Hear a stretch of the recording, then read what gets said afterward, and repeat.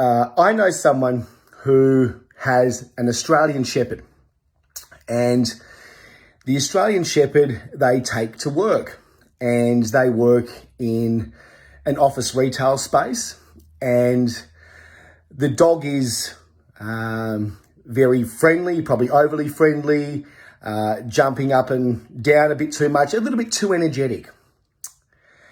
And they took it to the vet, and the vet suggested that they put it on medication. And it really just made me think this is exactly what happens to children in the school environment. First of all, an Australian Shepherd's very nature is energetic. So it's interesting, isn't it, that, when we want dogs or our children to do certain things, so to sit down in a classroom for 6 or 8 hours a day, to learn with basically mostly auditory learning, so a teacher standing up and talking and a child sitting down. It's just makes no sense to me that this continues to happen, because if you actually Google the nature of an Australian Shepherd, its very nature is energetic.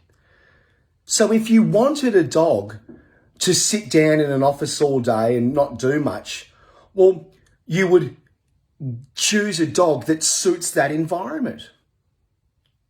And there are plenty of other dogs that would suit that environment.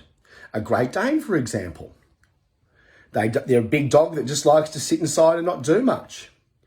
But it's really interesting that the same thing, and this is scary, the same thing is happening every day to children. And when my son Marlon was tested at a psychologist, basically the report came back really kind of condemning his very nature, because it was comparing his nature to the school system. So it was just like putting an Australian Shepherd in a workspace where you don't want it to jump up on people and things like that, because it's a very energetic dog. Now, I've done videos previous to this saying that we know more about dogs than we do human beings.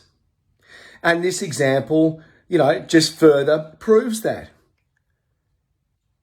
How many children don't suit the school environment? And because they don't suit that school environment, there's something wrong with them. They need to be on drugs. Was there anything wrong with the Australian Shepherd? No. There was nothing wrong with the Australian Shepherd. It was doing exactly what an Australian Shepherd does. Was it in the right environment? No, obviously not. Why is it that we can't evolve our education system to understand these facts, these truths? My son was deemed low on all of these things because it was in context to what the school wants him to do, which really is not in his nature. He's a very energetic, talkative, intelligent young man. But it's too often that we blame the person, blame the individual, and have no real understanding of the environment. I thought this was really interesting context. There's nothing wrong with the Australian Shepherd, and there's nothing wrong with my son. Perhaps it's just the environments that they're in. What do you think?